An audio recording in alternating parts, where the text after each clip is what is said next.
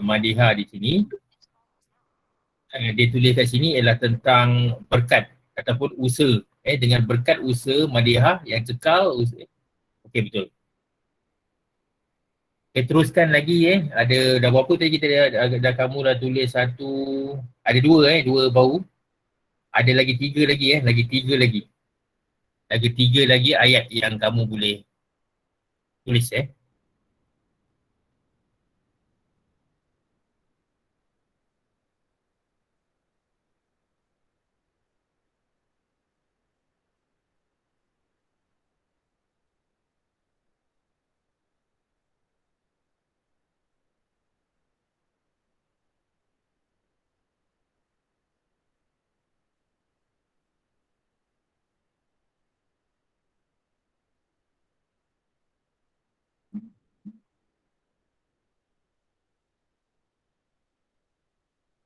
Tidak terperi dah dan berkat dah Yang ada belum tulis lagi ialah tentang agrobioteknologi, arus perkembangan dan produktiviti. Okey, yang ni berkat. Berkat ni dah tulis Khairul, tak apalah cikgu baca. Dengan berkat doa Ustaz Ali, Mak Adam sudah sedar diri daripada koma. Okey, Khairul, okey. Teruskan lagi kita kamu boleh buat. Oh, yang tu kamu kena tanya dengan cikgu apalah, cikgu. Kamu hantar mesej kepada cikgu apa? Cikgu Azman cikgu Azman. Cikgu Azman dia boleh bagi. Cikgu tak authorize untuk bawa pelajar masuk. Cuma cikgu Azman saja yang boleh authorize Okey, ada lagi tu arus perkembangan, produktiviti, agrobioteknologi.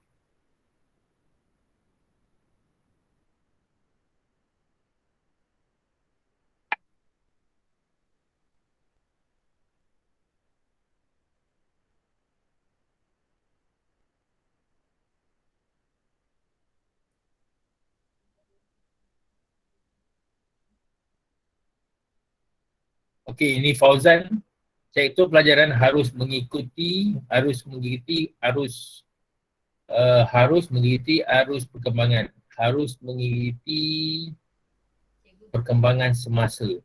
Okey, yang ni Fauzan yang kamu tulis ni, sektor pelajaran harus mengikuti perkembangan terkini sektor pelajaran. Kau betulkan lah Okey, Nur Hasni dia kata tentang arus perkembangan. Ibu bapa perlu menyediakan gadget yang canggih kepada anak-anak mereka memandangkan arus perkembangan sekarang yang semakin canggih. Yang ni betul. Itu setuju dengan jawapan kamu Nur Haswani Okey, teruskan lagi, terus.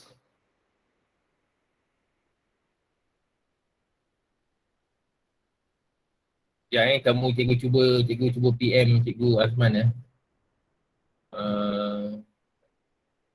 Teruskan lagi buat tentang produktiviti produktiviti dengan agrobioteknologi.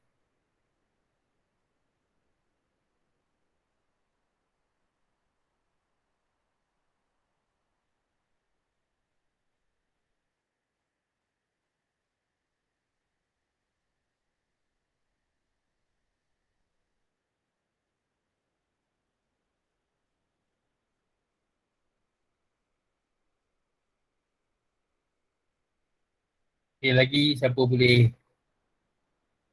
Okey, yang ni Nur Ain dia tulis tentang produktiviti Minda pelajar yang pada masa kini sudah produktiviti.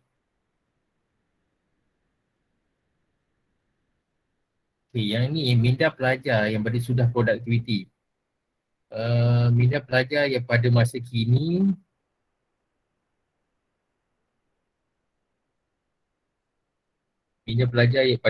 sudah produktiviti, sudah menghasilkan produktiviti sehingga mencapai tahap yang lebih baik. Sudah mencapai produktiviti. Mau tambahkan sudah mencapai lain sudah menghasilkan produktiviti. Menghasilkan okey. Teruskan yang terakhir sekali iaitu agrobiotechnology. Agrobiotechnology. Agrobiotechnology. Cuba siapa boleh cuba?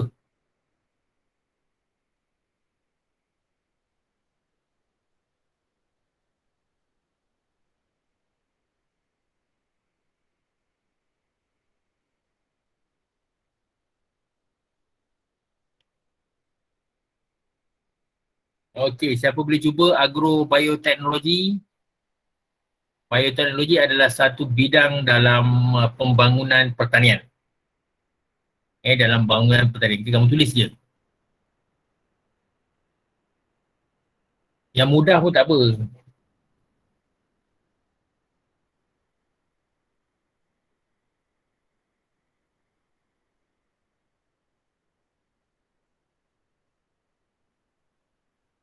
Okey, ini daripada Nur Aswani juga. Perkembangan agrobiotechnology di Cameron Highland menarik ramai orang untuk melancong ke sana. Yang ini pun dah tak ada masalah. Kemudian agak senang-senang je. Perkembangan agrobiotechnology di Cameron Highland menarik minat ramai orang untuk melancong ke sana. Okey, terima kasih. Okey, kita dah selesai untuk okey, yang ni Hasha. Hasha, semua pihak perlu bekerjasama bagi meningkatkan pembangunan agrobiotechnology, betul. Pembangunan. K tu kamu gugurkan. Pembangunan Hasha, kamu gugurkan K sahaja. Okey, terima kasih semua kerana telah menulis ayat-ayat yang Cikgu tulis tadi. Terima kasih semua. Okey, dan kita pergi kepada pelajaran yang seterusnya. Okey, kita lihat di sini. Kita lihat di sini ialah kita ini ialah satu cara kita untuk memastikan isi kita tak terpesong. Okey, isi kita tak terpesong Satu cara dah Okey, kamu lihat kat sini. Troca minda. Cari kaedah lain yang boleh diaplikasikan dengan program pertanian bandar.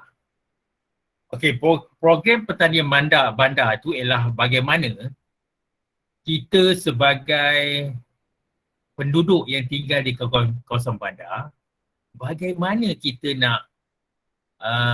nak menghasilkan produk pertanian di bandar, bagaimana? Okey. Lepas tu kamu lihat lagi jawapan ni contoh jawapannya.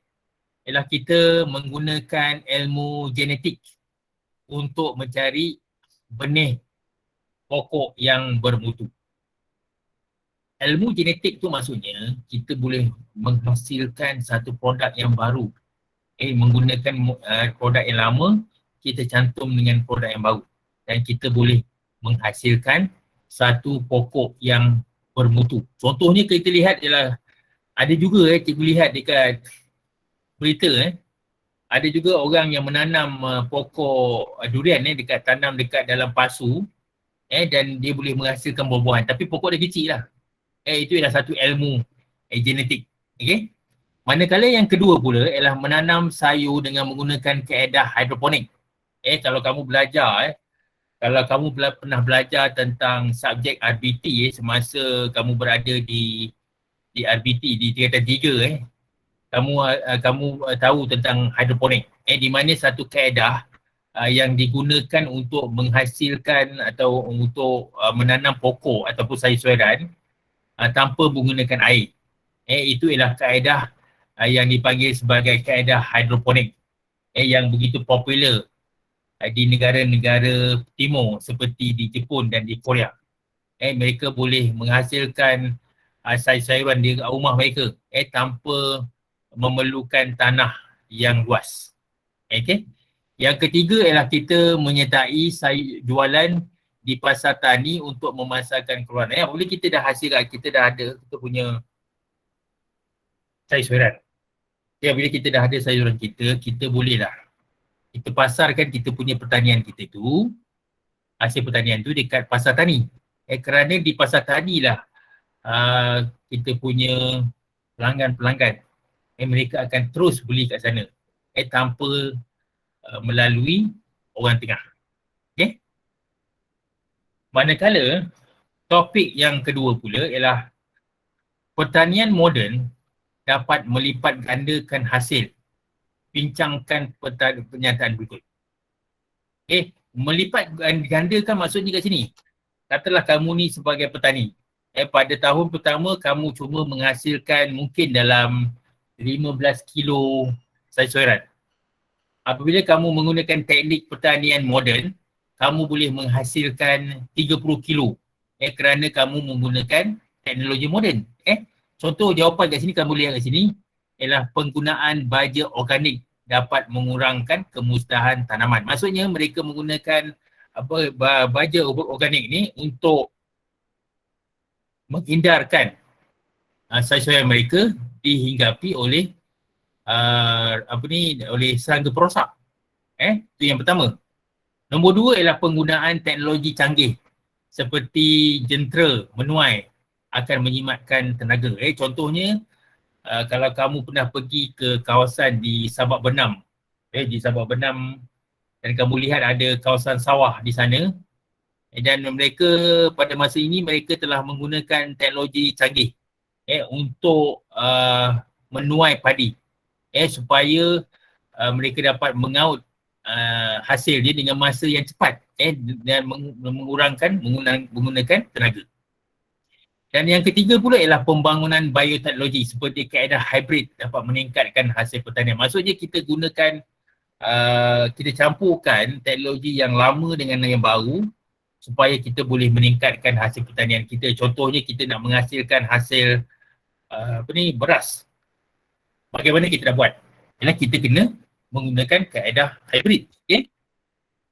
Dan topik yang ketiga pula ialah, kamu lihat tadi soalan dia, sekiranya anda seorang petani, apakah langkah-langkah yang diambil untuk memastikan hasil pertanian anda dapat dipasarkan secara meluas di seluruh negara? Bagaimana? Kamu seorang petani sekarang. Tapi bagaimana kamu nak jual kamu punya produk pertanian kamu? Okay? Yang pertama ialah kamu kena menyertai pesta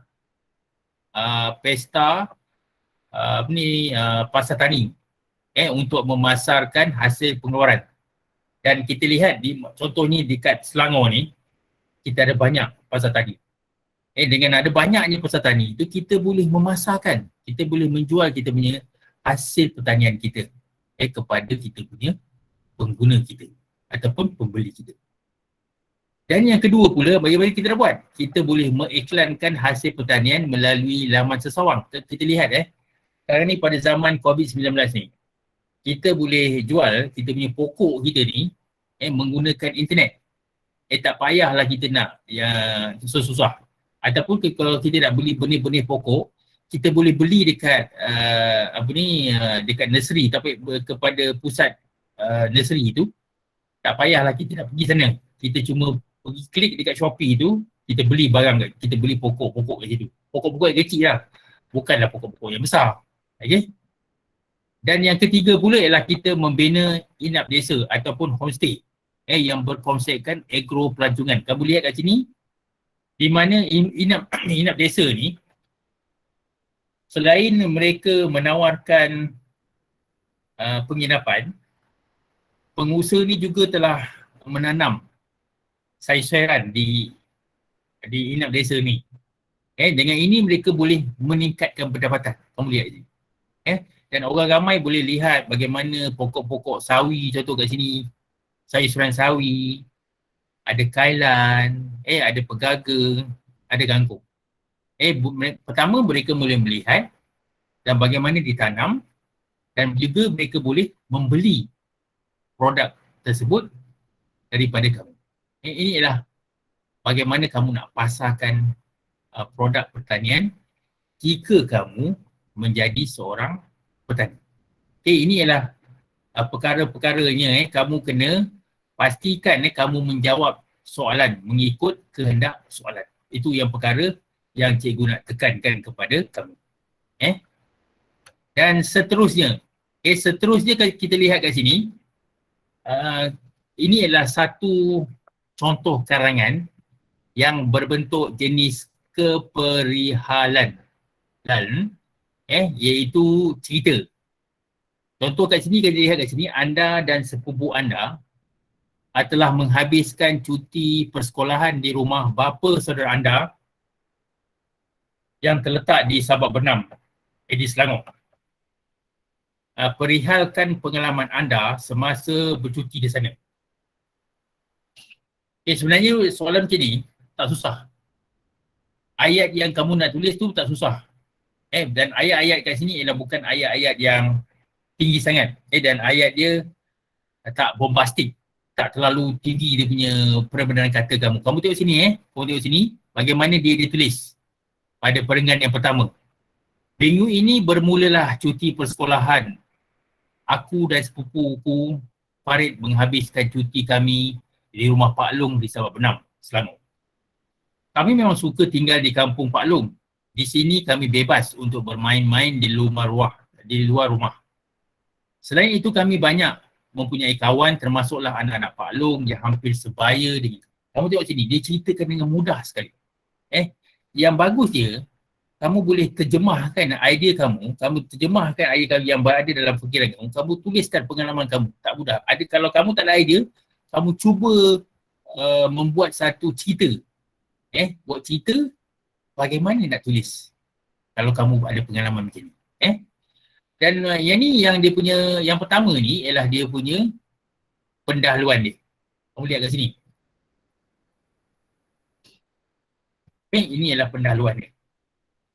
Lepas tu kamu lihat sini. Ini dia punya isi dia.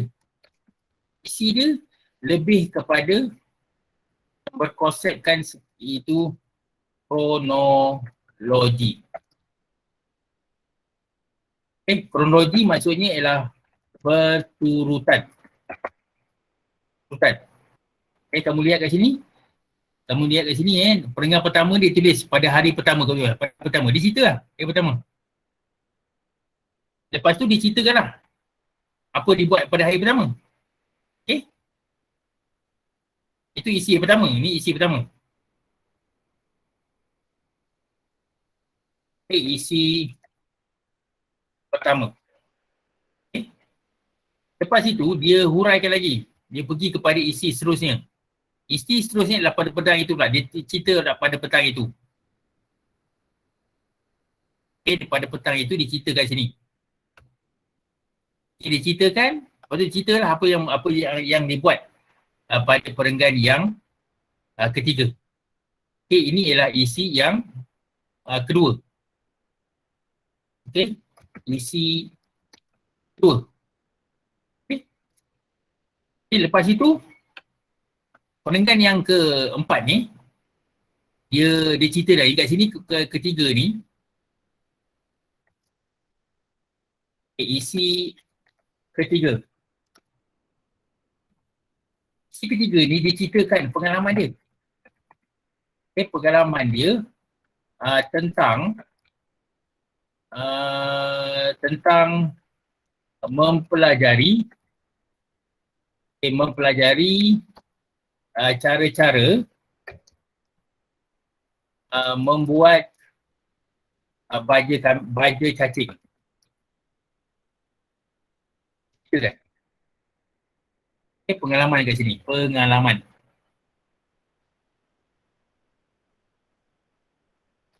Itu nombor 3. Lepas itu, yang keempat. Isi yang keempat Isi keempat. Keempat kat sini dia cerita pengalaman juga. Dia sambung pengalaman dia. Dia sambung pengalaman dia balik. Dia ceritakan sambung pengalaman. Dia sambung pengalaman. Dan yang terakhir sekali ialah dia tuliskan dia punya penutup dia. Penutup dia ceritakan tentang falsafah. Falsafah Pak Long. Senang je kamu tulis sini. Ada ada berapa perenggan kat sini? Okey, kamu tengok sini, ini satu perenggan yang pertama. Okay, nombor satu. Okay, nombor dua. Ini nombor tiga. Yang ni nombor empat. Okay. Lepas tu, yang bawah ni pula ialah nombor lima. Yang ni nombor enam lah. Okay. Senang je. Dia bila kalau kamu lihat ini, dia menerangkan dengan mudah saja. Daripada perenggan yang pertama, dia buat secara kronologi, berturutan. Ada isi yang pertama, ada isi yang kedua, ketiga, okey. Lepas tu keempat dan akhir sekali ialah dia punya penutup dia. Apabila pemeriksa dia melihat kamu punya karangan macam ni, karangan kamu ialah karangan yang sistematik.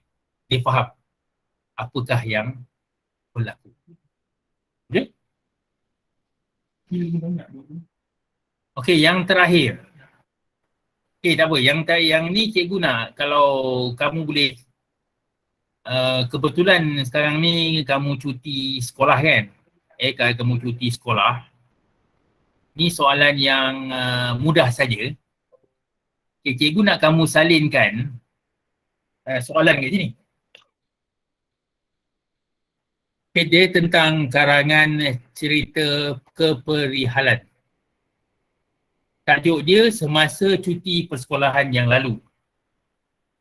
Anda berkesempatan untuk pulang bercuti di kampung. Okay, anda telah mengikut datuk anda ke dusun buah-buahannya. Perihalkan pengalaman anda itu. Tuliskan dalam 6 perenggan. Kamu tulis dalam perenggan dan panjangnya lebih kurang 300 hingga 500 patah perkataan. Dan apa yang cikgu nak kamu buat ialah kamu hantarkan karangan kamu ke email cikgu ni. mirzam.muhammad@gmail.com. Kamu hantar kat sini dan cikgu boleh membaca karangan kamu dan cikgu boleh bagi komen terhadap karangan kamu. Kamu salin sekarang. Bila dah salin, dah habis, kamu beritahu cikgu.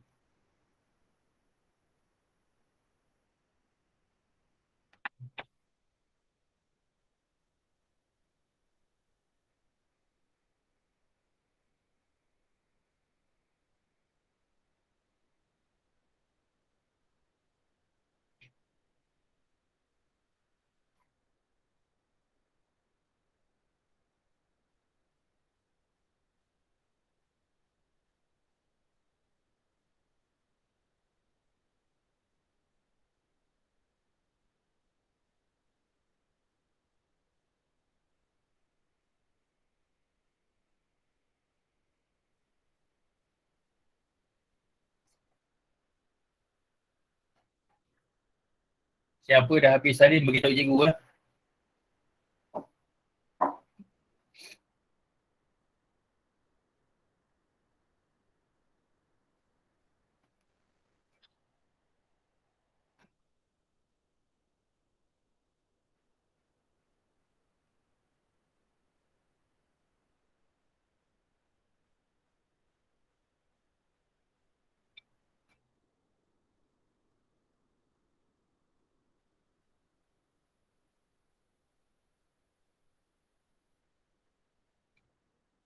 Dah cikgu Norain Okey, Norain dah kata dah sudah. Yang lain-lain tu beritahu kalau dah sudah beritahu. Dah sudah.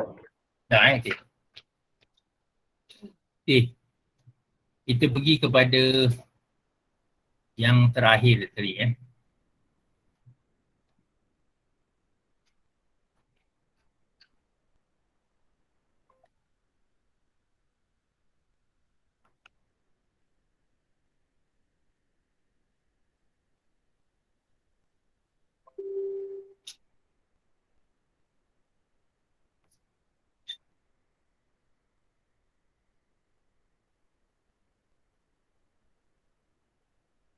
Okey.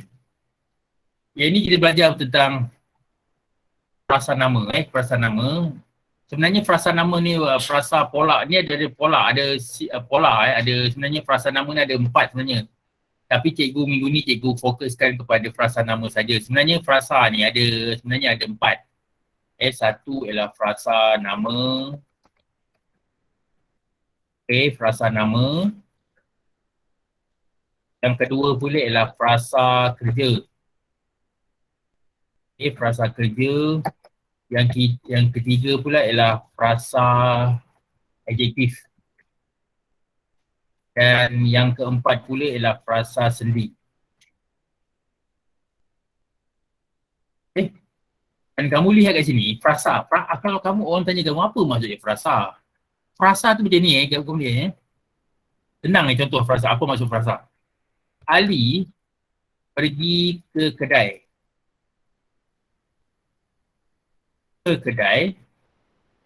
Senang je ni frasa. Frasa kat sini kamu lihat sini Dekat sini ada satu frasa nama. Yang ini cikgu senang kamu nampak kat sini kamu lihat ni. Ini adalah frasa.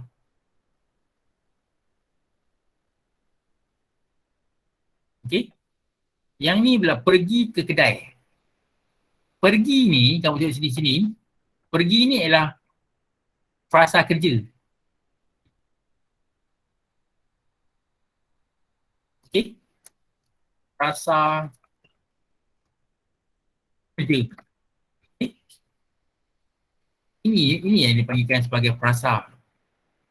Bahagian ni. Ni ayat panjang ni ialah ayat. Ini ialah ayat.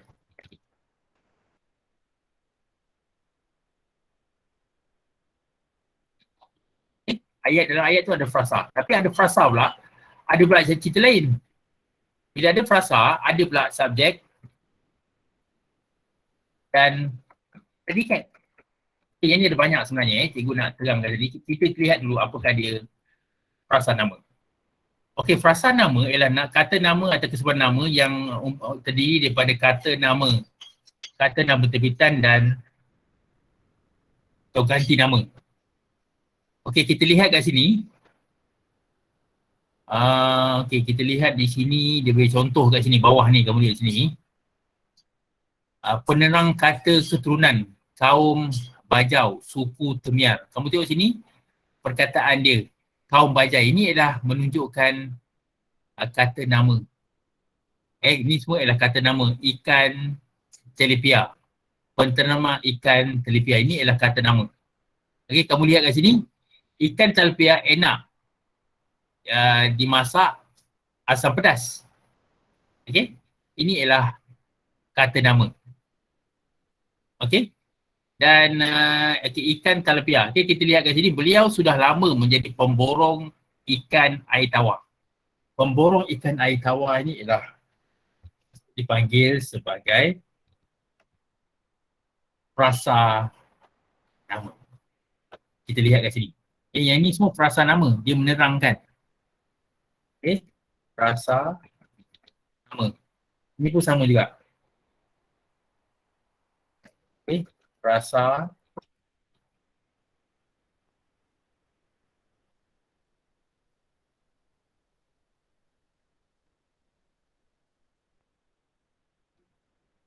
nama.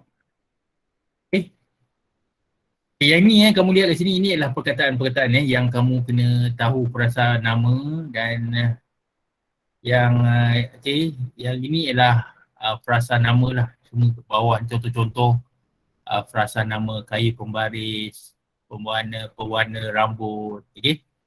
Dia menerangkan. Dia menerangkan dengan kata nama ni. Kata nama tu lelaki. Frasa ni ialah peserta. Okey yang ada beberapa kat sini. Kita lihat kat sini, ini ialah beberapa contoh. Contoh frasa nama. Kamu lihat kat sini, frasa nama ialah kata nama atau sekumpulan kata yang perkataannya umpamanya terdiri daripada kata nama, kata terbitan, kata nama terbitan dan ganti nama. Frasa nama dapat menjadikan satu bahagian daripada satu bahagian ataupun konstitut utama dalam binaan ayat, iaitu subjek ataupun predikat. Dan kita lihat kat sini, frasa nama boleh terdiri daripada sekumpulan kata. Dia terdiri daripada sekumpulan kata. Itu ialah frasa nama.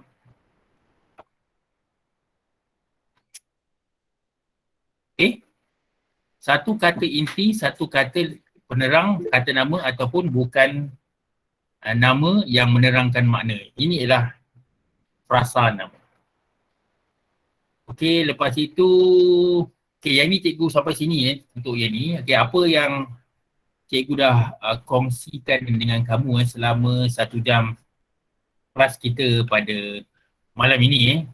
Cikgu buat ringkasan dulu. Yang pertama, kita ada bincangkan tentang perbendaharaan kata. Tema dia kita rujuk pada hari ini ialah dunia baru tani. Ini ialah tema dia. Dan kita tadi belajar tentang 12 perbendaharaan kata. 12 perbendaharaan kata yang kamu boleh gunakan. Manakala yang seterusnya, kita ada bincangkan tentang fokus kepada persoalan tema topik. Dan apabila kamu menjawab soalan tentang karangan, pastikan kamu menjawab mengikut kehendak soalan. Mesti mengikut kehendak soalan. Itu yang paling pertama. Dan ada 3 persoalan topik yang kita dah bincangkan di sini. Yang pertama ialah program pertanian, kaedah lain program pertanian bandar. Yang kedua ialah pertanian moden dapat melipat gandakan hasil. Manakala yang ketiga pula ialah sekiranya anda seorang petani, apakah langkah-langkah yang diambil untuk memastikan hasil pertanian anda dapat dipasarkan secara meluas di seluruh negara. Lepas tu kita ada bincang, cikgu dah tunjuk kepada kamu satu contoh karangan tentang perihalkan pengalaman. Dan bagaimana ianya ditulis secara kronologi. Yang pertama, yang kedua, sampailah yang kelima. Dan akhir sekali cikgu ada bagi soalan tentang karangan jenis keperihalan. Iaitu semasa cuti persekolahan lalu, anda berkesempatan untuk pulang bercuti di kampung, anda telah mengikut datuk anda ke ni. Dan kamu kena ceritakan. Dan kamu boleh hantarkan karangan kamu ke cikgu punya email di sini. Dan akhir sekali ialah kita bincangkan tentang frasa nama. Okey, ada sebarang soalan sebelum cikgu tamatkan kelas kita pada malam ini. Ada sebarang soalan tak?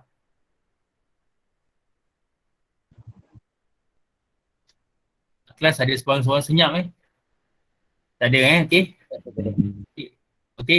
Okey, boleh tak cikgu tamatkan kelas kita pada hari ini, dan insya-Allah kita jumpa lagi pada minggu depan. Terima kasih dan assalamualaikum. Terima kasih cikgu. Sama-sama. Terima kasih cikgu. Sama-sama.